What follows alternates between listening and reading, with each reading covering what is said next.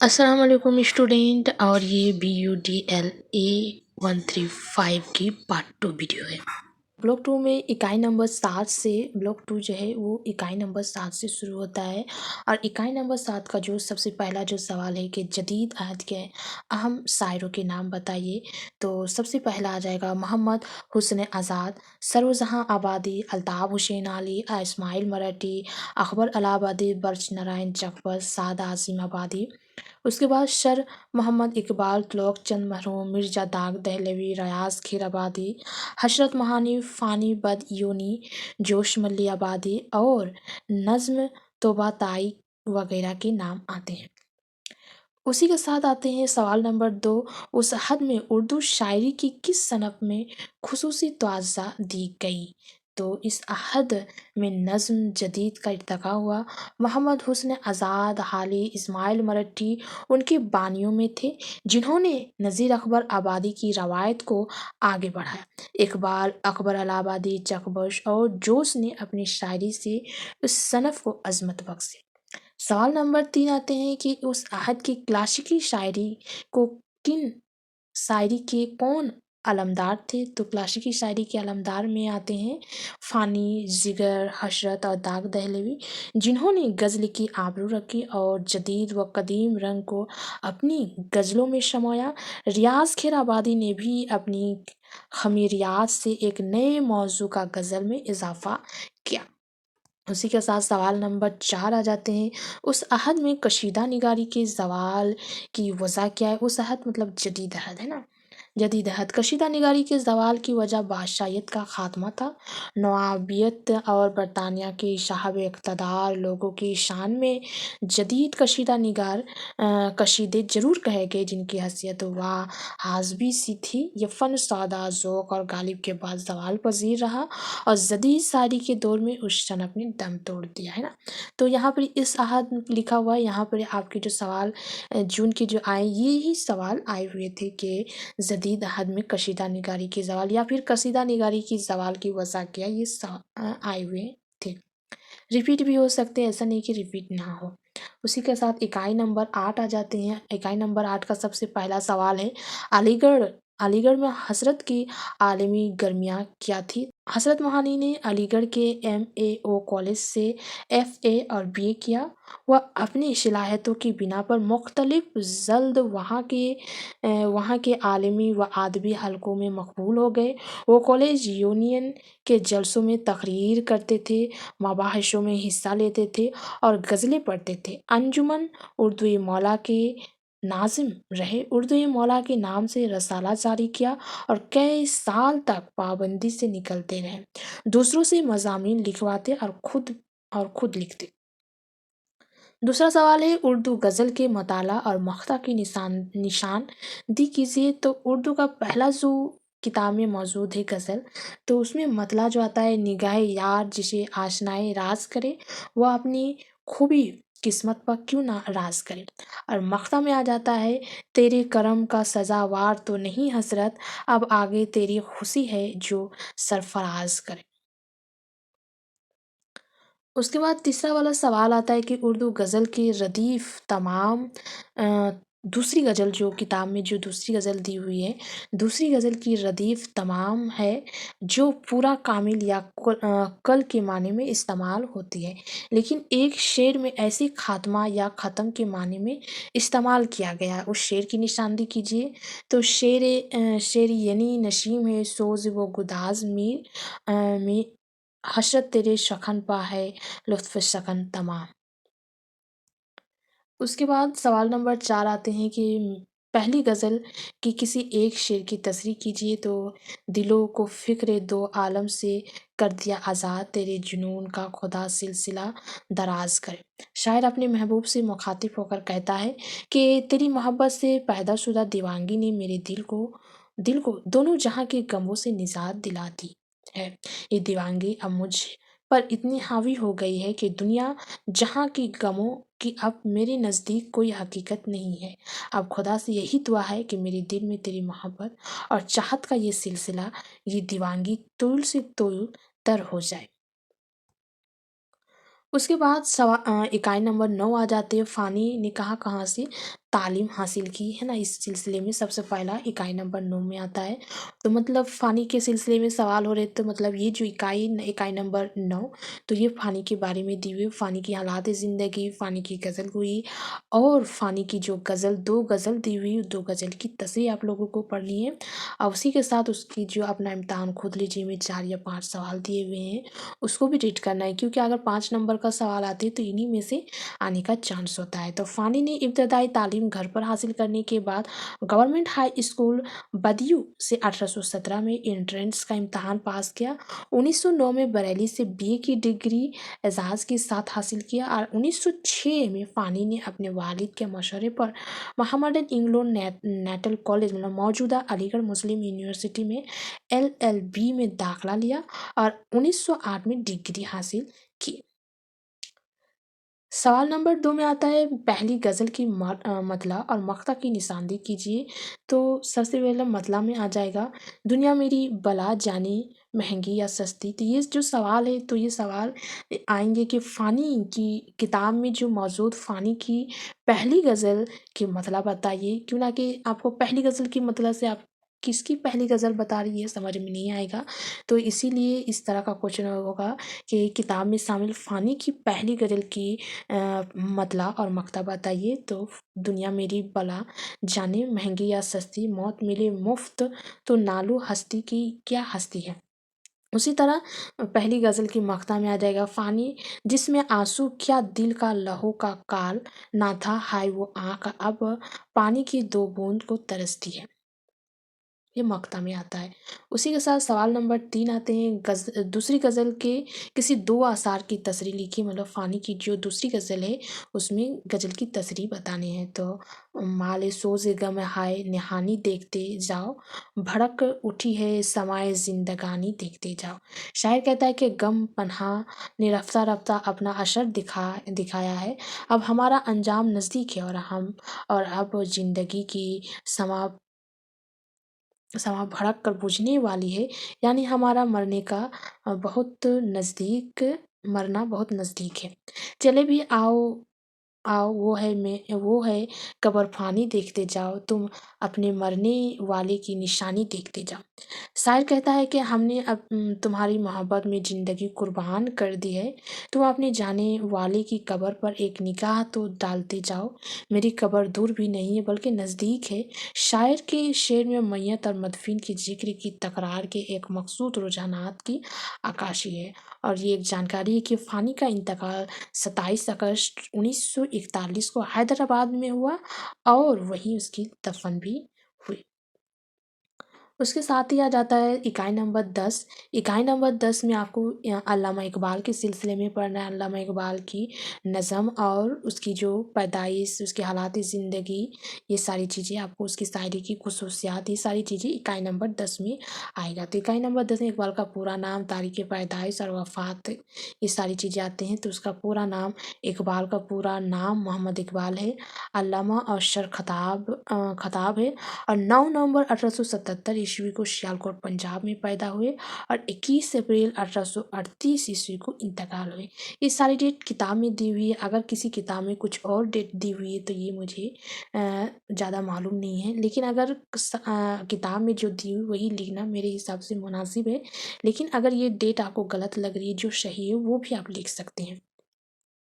इकबाल की शायरी की ख़ुसूसियात के मुख्तसर बयान कीजिए। तो इकबाल की शायरी बहुत सी ख़ुसूसियात से मज़ीन है। उन्होंने जहाँ शायरी में बहुत सी नए लफ्ज़ियात व अलाइम तराकीब व तस्बीहात व इश्तिआरात, तलमीहात या महाकात, मंजर निगारी या फ़ीक़त तराशी वग़ैरह के नमूने पेश किए, वहीं शायरी को गुल व बुलबुल और गेशु और रुखसार से निकाल कर खुद ही बेखुदी, इश्क, हराकत व अमल, शौर ज़ात और हयात व कायनात के बहुत से फ़लसफ़े पेश किए। शायरी को दुनिया के जिंदा और तारीख़ी हवाले से मज़ीन किया है। उनके अलावा उनकी शायरी में सफ़त निगारी की भी नमूने इस कदर मिलते हैं कि दीगर शौरा के यहाँ उसकी नज़र नहीं मिलती। उन्होंने तकरीबन तमाम ही असनाफ़ शकन में तबे आज़माई की है, मगर उनकी ज़्यादा शहरत गज़ल और नज़म के बाब में है।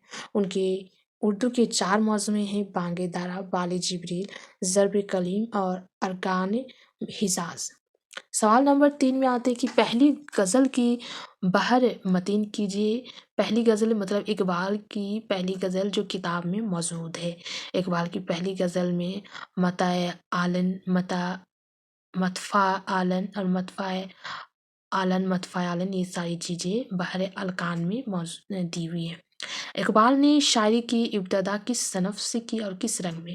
تو اقبال نے شاعری کی ابتدا غزل گوئی سے کی، چنانکہ اس وقت داغ دہلوی استاد شاعر کی حیثیت سے بہت مشہور تھے، اسی لیے اس نے شاعری میں اصلاح بھی لی اور ابتدائی دور میں روایتی انداز کی شاعری داغ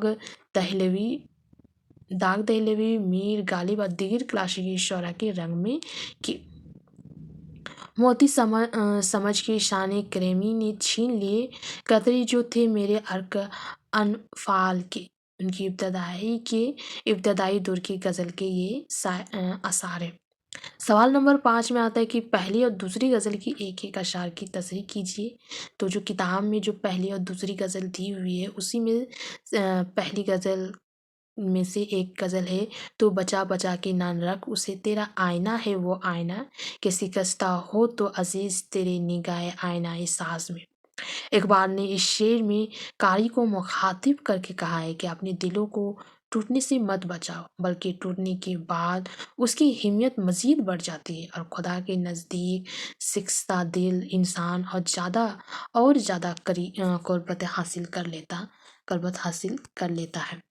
دوسرا اثر ہے: نہیں اس کھلی فضا میں کوئی گوشہ فراغت، یہ جہاں عزب جہاں ہے، نہ قفس نہ آشیانہ۔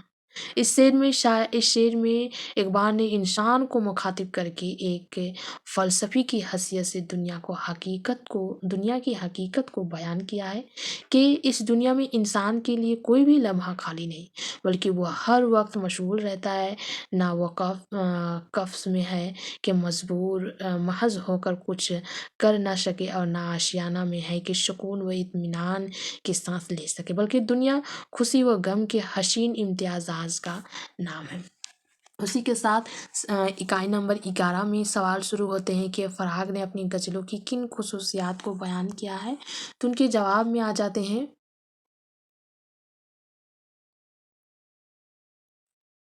کہ فراغ نے اپنی غزلوں کے بارے میں لکھا ہے کہ میں نے اپنی غزلوں میں اس امر کی کوشش کی ہے کہ اس مغربی مقبول عام ہندی کو، جس کا نام اردو زبان و ادب ہے، زیادہ سے زیادہ اور اس میں گنگ و زمن کے دو آبے کی شادابی اور انسانی تہذیب کے اس حسن کو شمع دو، تاکہ میری غزلوں میں شاہیت، کڑھاپن، گیر و برکت کے عناصر سے محرومی اور دوسرے بیمار عناصر جگہ نہ پانی پائے اور میری غزلوں میں تہذیب ہند اور تہذیب عالم کا حقیقی ترنم گونجے۔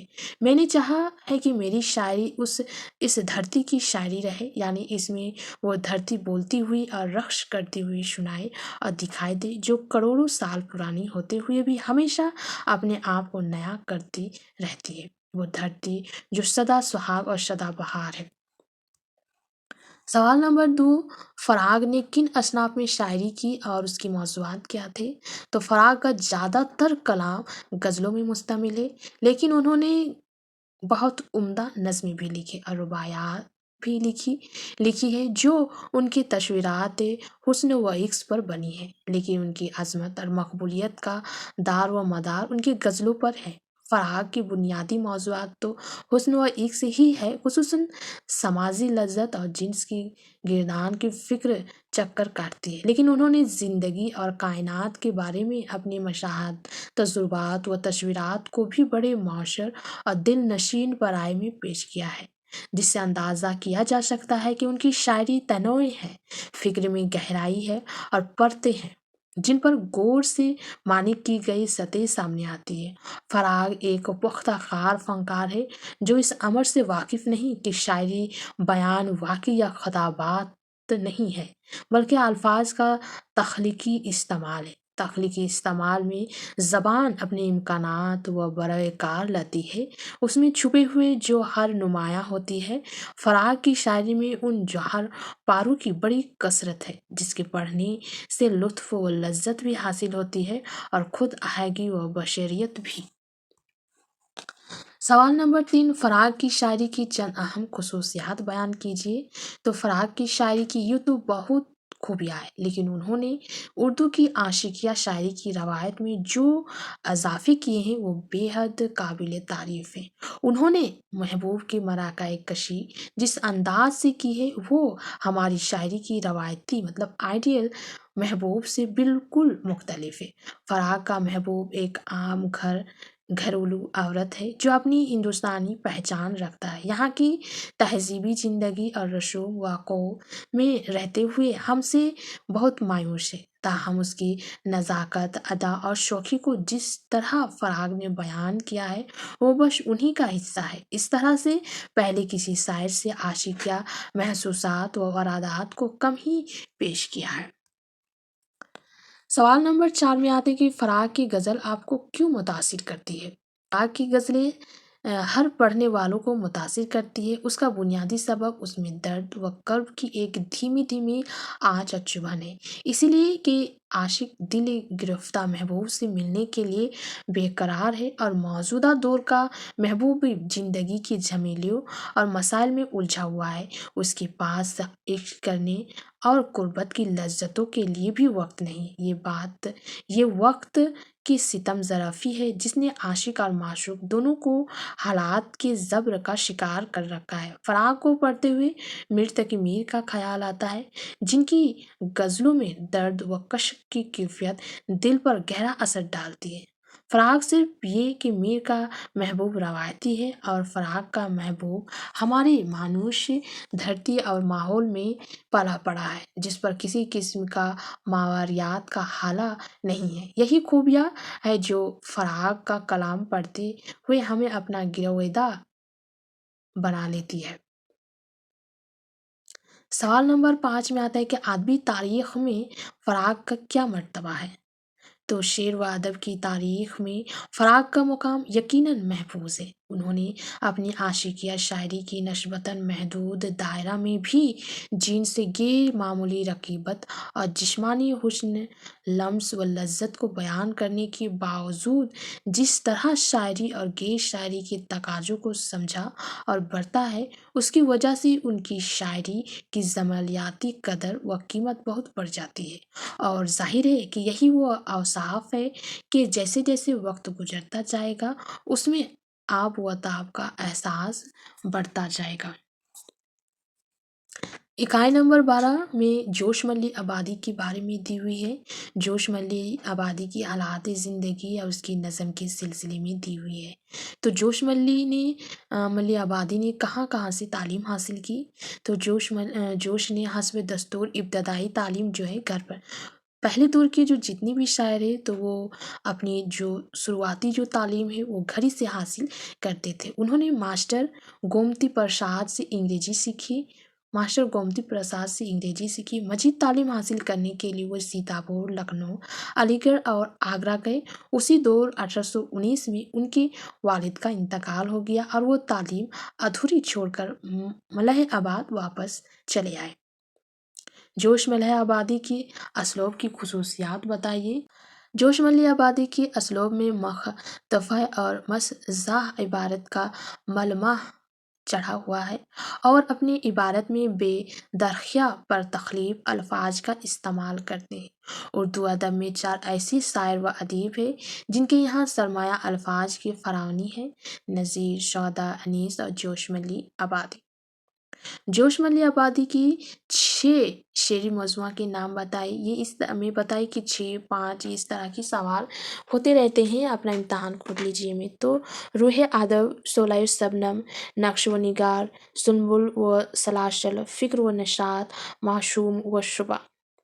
नज़्म जो बदली की चाँद है उसकी 2 अशार की तसरीह बताने बोले हैं। तो अगर आप किताब में पढ़ते हैं तो वो आपको पता चल जाएगी, वो ज़्यादा बताने की ज़रूरत नहीं है। उसको पूरी नज़्म को आपको याद तो कर ही लिए होंगे क्यों ना कि एग्ज़ाम इतनी करीब है। تو اس کے بعد آتا ہے 13 نمبر، تو فیض کے عہد کے رجحانات بتائیے۔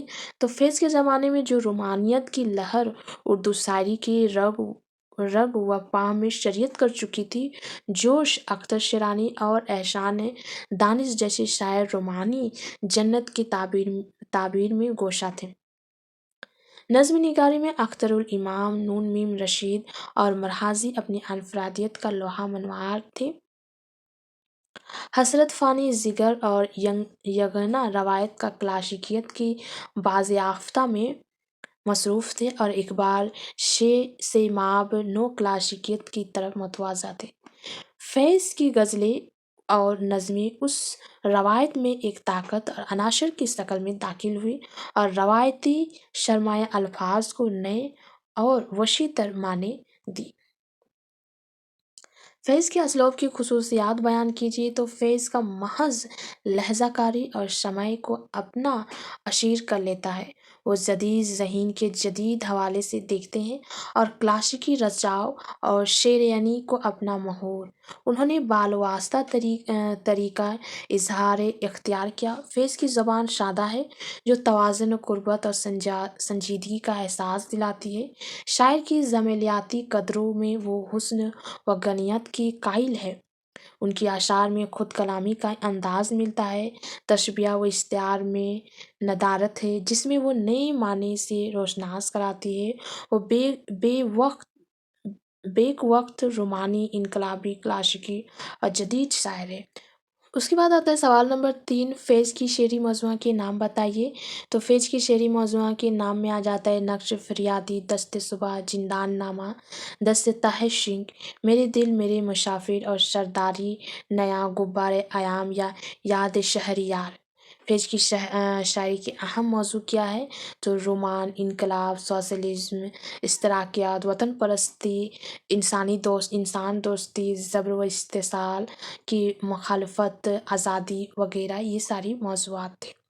فیض نے کن کن رسالوں اور اخباروں کی ادارت کی؟ تو فیض نے پاکستان ٹائم، اردو روزنامہ امروز، ادیب لطیف اور لیل و نہار مطلب ہفتہ روز اخبار اور ماسکو، لندن اور بیروت سے بیک وقت جاری ہونے والے اخبار لوٹس کی ادارت کی۔ اس کے بعد آتا ہے 14، مزاج کی ترقی پسند کے بارے میں آپ کیا سمجھتے ہیں؟ مزاج کی ترقی پسند، مزاج بے شک دل سے ترقی پسند تھے، وہ اس طبقے سے بہت قریب تھے اور ان اقتدار کے سب سے بڑے ترجمان اور مسافر تھے جن کا تعلق ترقی پسند فکر فلسفے سے تھا۔ حالانکہ وہ کمیونسٹ پارٹی کا باقاعدہ رکن یا کارڈ ہولڈر کبھی نہیں تھے، انہوں نے اپنی تمام زندگی جن موضوعات کو اپنی سنہری کے موضوع بنایا وہ وہی تھے جن کا تعلق عوامی خوبیوں، تمناؤں، ثمراتی زندگی تمناؤں، معاشرتی زندگی کے عذاب و ثواب، دکھ درد، انسانیت کی تباہی و ہلاکت، ظلم و جبر، بے کسی اور بے انتہائی وغیرہ سے تھا۔ تاہم ان کا طریقہ دیگر ترقی پسند سے اس قدر مختلف تھا کہ مزاج فیض کی مانند خیالات کا کھلم کھلا استعارہ نہیں پسند کرتے تھے، اپنی بات استعاروں کے پردے میں کہتے تھے، حالانکہ دونوں کے طرز ادا میں خاص فرق ہے۔ مزاج کی شاعری کی موضوعات کیا تھے؟ تو مزاج اپنی شاعرانہ ضرورتوں کے لیے جن حقائق کو اپنے موضوع بنائے وہ تمام تر اس حد کی سماجی اور معاشی زندگی کے سلگتے ہوئے مسائل تھے۔ مزاج جس طرح کے زودہش اور ذمہ دار شاعر تھے، وہ ایسے پر اشوب زمانے میں اپنی سماجی ذمہ داریوں سے پہلو تہی نہیں کر سکتے تھے۔ انہوں نے معاشرتی زندگی کے تضادات کو خصوصیات کے ساتھ اپنی فکر کا موضوع بنایا۔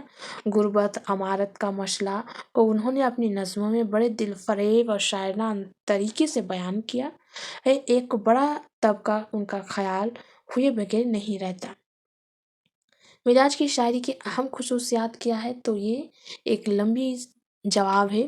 مزاج کی شاعری अहद शबाब की नई खीर जज्बात नाजुक ख्यालात और अछूती शेरी एहसास से इबारत है। यहाँ क्लासिकी रवायत व इक़्तिदार से वफादारी शर्त ओलेन है। उनकी शायरी में जज्बात व एहसासात के लुत्फ़ है, सतह सतायत और आमियानापन है, हुस्न व मलाल है, मायूसी शिकस्त खोर्दगी नहीं। क्लासिकी रवायत और तरक्की पसंदियाँ मुंसलिक पर चलते हुए मिजाज ने एक अपना जाती रंग व आहंग भी ईजाद किया था जो उनकी अनफरादियत का ज़ामिन है। जोश ने असर से मिजाज की नज़मों में बुलंद आहंगी, हिजानी कैफियत और एक दायमी खलश और अज़तराब है जो पढ़ने वाले के दिल में फौरी असर करता है और अमल पर उकसाता है। मिजाज बुनियादी तौर पर एक रूमानी तर्ज एहसास की शायर है जिन्हें ज़िंदगी की हसरत सामानियों से दिलचस्पी जरूर है, लेकिन उनके जिस्म और ज़हन की अपनी ज़रूरतें भी हैं। उनकी तशेना काम ज़िंदगी और रूह के मतालबात मरते दम तक ना पूरे हो सके, जिस पर जितना भी मातम किया जाए कम है। उसके बाद है कि मिजाज की शायरी आपको क्यों पसंद है। मिजाज की शायरी अपने अंदर एक ताशीर व क़ुव्वत सफ़ा रखती है। उसकी रोमानी और सेंसिटिव कैफियत नौजवान दिलों पर बरकी रूह की तरह असर करती है। ये एक गमज़दा महरूम और मखलूम इंसान के दिल से निकली हुई आवाज़ है जिसका सोज़कारी के दिल को महसूस कर रख देता है, तड़प तड़पा देता है। एक अजीब सा रिश्ता है जो हर पढ़ने वाला उस शायरी में पलने वाले गहरे ख्यालात से महसूस करता है। उस रिश्ते की वजूहात मुश्किल है, लेकिन उसकी वजूहात से इनकार मुमकिन नहीं। अदबी तारीख में मिजाज का क्या मकाम है। तो अदबी तारीख में मिजाज का फ़िक्र गालिब रुझान रोमानी है। उनके बावजूद भी तरक्की पसंद ख़यालात उनकी शायरी के रग व रिश्ते में इस तरह प्योसत हो गए कि एक दूसरे से अलग नहीं किया जा सकता है। हर चंद तरक्की पसंद ने उनकी पज़ियरी की जिसके वो बजाय तुर मुस्तहिक थे, लेकिन जदीयत की हल्क़ाए बाकोशों में मिजाज बार बार याब ना हो सके। ताहम उसमें शक नहीं कि वो अपने समाजी सरोकार में बेपनाह खलूस रियाजत और सच्ची लगन के सबब तरक्की पसंद अदब की तारीख में रोशनी का मीनार बनकर उजाला करते रहेंगे। उसके बाद 15 वाला इकाई है जो ब्लॉक 2 और ब्लॉक 1 दोनों मिला के आखिरी इकाई 15 है। तो अली सरदार जफरी जो आखिरी अशार में उसके सिलसिले में दी हुई है। सवान साख खाक और उनकी समाजी ज़िंदगी का पता चलता है ना। तो अली सरदार जफरी तरक्की पसंद शोरा की सनफ़ अव्वल की शायर थे। उन्होंने तरक्की पसंद तहरीक पर तनकीदी किताब तरक्की पसंद अदब के नाम से लिखी। नई दुनिया को सलाम, खूनी लकीर, ऐशा जाग उठा, पत्थर की दीवार, एक ख्वाब और पिरहन शर लहू पुकारता है, अमन पुकारता है, अमन का सितारा शेरी मजमूआ शायरी। उनकी शायरी पर साम्राज्यत और अंग्रेज़ों के जुल्म व तशद्दुद के खिलाफ आवाज़ सुनाई देती है। जहन में आग थी और सीने में लावा खोल रहा था। पूरे अदबी माहौल में नई नस्ल चमकती हुई आंखों में अली सरदार की शख्सियत और शायरी एक बागी और इनकलाबी की तस्वीर झांक रही थी। अली सरदार जफरी के सबब हीरो बने हुए थे उस वक्त, उस ज़माने में, है ना। उसके बाद है कि अली सरदार जफरी की 5 शेरी मजमूए के नाम बताइए। तो अभी मैं बताई कि एशिया जाग उठाए, पत्थर की दीवार, एक ख्वाब और लहू पुकारता है, अमन का सितारा, ये सारी चीज़ें अली सरदार जफरी की शायरी की मजमुआएँ हैं। ये 2 ही सवाल इस किताब में ये दिए हुए हैं, लेकिन इसके सिलसिले में और भी अगर आपको ज़्यादा जानकारी तो इनकी हालात ज़िंदगी की पढ़ो। उसके बाद इसकी जो सवाल निगारी या फिर जो भी इसकी नज़म दी हुई है उसको पढ़ो। तो ये सारी चीज़ें अली सरदार जफरी के सिलसिले में आपको ज़्यादा से ज़्यादा जानकारी हासिल होगी अगर उनकी हालात ज़िंदगी आप पढ़ लेते हैं तो। तो ये सारी जो चीज़ें थी वो BUDLA 135 की ब्लॉक 1 और ब्लॉक 2 की जितनी भी इकाई थी, मतलब 15 इकाई थे। 15 इकाई में जितनी भी अपना इम्तहान खुद लीजिए में सवालात दिए हुए थे जो 5 नंबर के हिसाब से बने हुए थे, उन सवालों को मैं बताई हूँ। और ये सारी चीज़ें आप लोगों को नोट्स डाउन्स करनी चाहिए। जो अभी एडमिशन लिए हैं वो नोट डाउन्स कर लीजिए। अभी जिनका एग्ज़ाम होने वाला है दिसंबर में, उसको तो ये चाहिए कि वो तो शायद मेरे हिसाब से पढ़ लिए होंगे। अगर नहीं पढ़े हैं तो गौर करने की बात है। अगर आप दोनों क्वेश्चन देखते हैं जो वीडियो में अपलोड है, अगर देखते हैं तो आपको पता चलेगा कि 5 नंबर के जो सवाल हैं वो ज़्यादातर अपना इम्तहान खुद लीजिए से ही देते हैं।